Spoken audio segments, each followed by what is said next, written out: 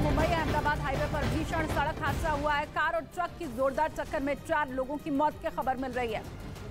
महाराष्ट्र से यह अहम खबर आपको हम बता रहे हैं, जहां पालघर में कार और ट्रक के बीच भिड़ंत हुई है। इस रोड एक्सीडेंट में कार सवार 4 लोगों की मौत हो गई है। ये तस्वीरें घटनास्थल से जो मिल रही है वो आपके सामने है। कार और ट्रक की टक्कर जिसमें 4 लोगों की मौत की खबर मिल रही है। मुंबई के पालघर का पूरा मामला आप देखिए, कार किस तरह क्षतिग्रस्त हुई है, कार के परखचे उड़ गए हैं और उसके बाद ये बस की तस्वीर भी अब आपके सामने है। बताया जा रहा है कि कार में 4 लोग सवार थे और उन चारों ही लोगों की मौत हो गई है।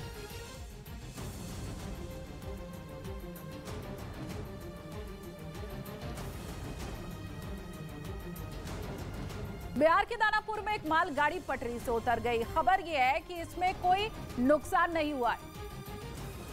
मालगाड़ी दानापुर के स्टेशन की तरफ आ रही थी, तभी ट्रेन के कई डिब्बे पटरी से उतर गए, लेकिन इस बीच यहाँ तेज धमाका हो गया। बताया गया कि मौके पर हाई टेंशन तार होने की वजह से धमाका हुआ, जिससे वहाँ मौजूद लोगों में अफरा तफरी मच गई। हालांकि वक्त रहते इस पर काबू पा लिया गया और किसी तरह की हताहत नहीं हुई। वहीं मालगाड़ी के पटरी से उतरने की जानकारी मिलते ही मौके पर आरपीएफ समेत रेलवे के बड़े अधिकारी पहुंचे और ट्रेन के डिब्बों को पटरी से हटाने का काम शुरू किया गया। इस दौरान दूसरी ट्रेनों की आवाजाही पर भी इसका असर पड़ा और इस रेल लाइन की कई ट्रेनें कुछ देर के लिए बाधित रहीं। इस जगह पर ये कोई पहला हादसा नहीं है, इसके पहले भी यहाँ कई मालगाड़ियाँ डिरेल हो चुकी हैं। इस बीच जम्मू कश्मीर के कई जिलों में भारी बर्फबारी ने लोगों की मुश्किलें बढ़ा दी। बर्फबारी के बाद खराब मौसम की वजह से 30 जनवरी को होने वाली पीजी और इंजीनियरिंग समेत कई दूसरी परीक्षाएं भी स्थगित करनी पड़ी। हालांकि इन परीक्षाओं के लिए नई तारीखों का ऐलान भी जल्द ही किया जाएगा। वहीं जोरदार बर्फबारी के बाद श्रीनगर की सड़कों पर बर्फ की मोटी चादर नजर आई, जबकि बडगाम का रेलवे ट्रैक भी सफेद बर्फ से ढक गया। इधर पंजाब के अमृतसर में पुलिस ने पाकिस्तान की एक बड़ी साजिश को नाकाम कर दिया। वहां पंजाब पुलिस ने पाकिस्तान की मदद से ड्रग्स का कारोबार करने वाले 2 ड्रग्स तस्करों को गिरफ्तार कर लिया और साथ ही उनके पास से 5 किलो हेरोइन बरामद की। इसके अलावा करीब 13 लाख कैश भी जब्त किया गया, जिसकी जानकारी खुद पंजाब के डीजीपी गौरव यादव ने ट्वीट कर दी। और वहीं उत्तर प्रदेश के हरदोई में भीषण आग का कहर देखने को मिला, जिसमें एक घर पूरी तरह से जलकर राख हो गया।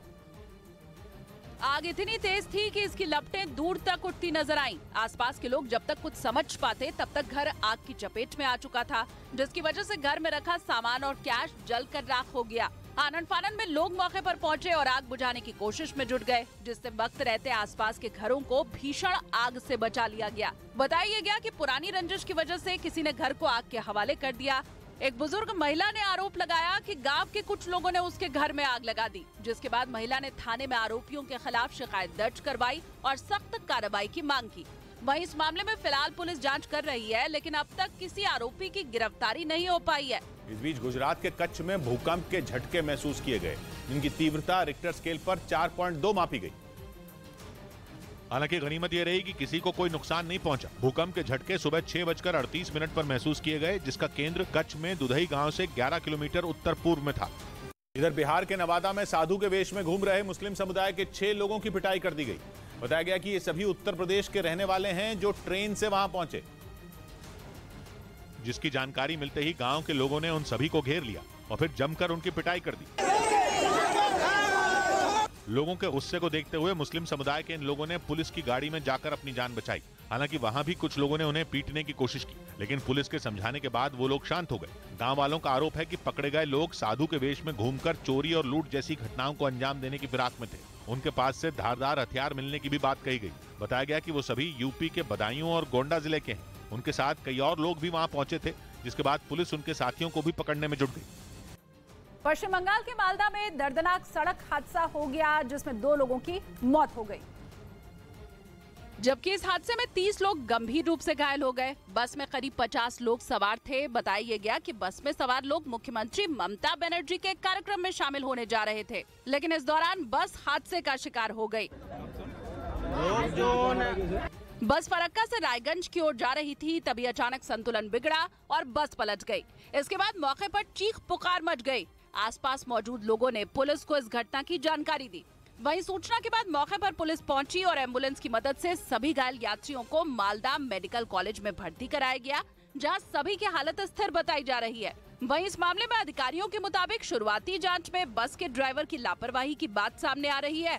दावा किया गया कि बस की रफ्तार मैंने नहीं देखा।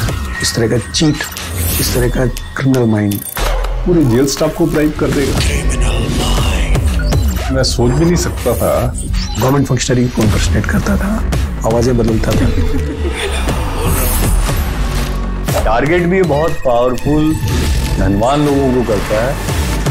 ये एक ही चीज से रुक सकता है, अगर आप इसकी जीभ काट दो। न्यूज चैनलों के इतिहास में पहली बार न्यूज 18 इंडिया की web series FIR number 208 streaming 3rd February 9 PM